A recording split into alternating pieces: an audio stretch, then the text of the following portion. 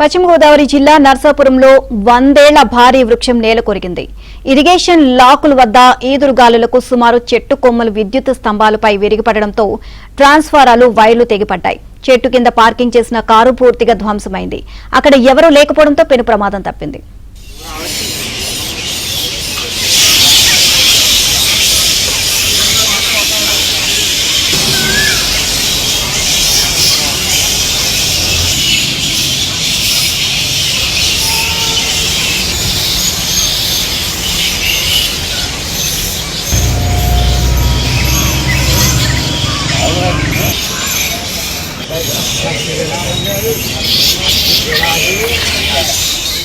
పశ్చిమ గోదావరి జిల్లా నర్సాపురంలో 100 ఏళ్ల భారీ వృక్షం నేలకొరిగింది.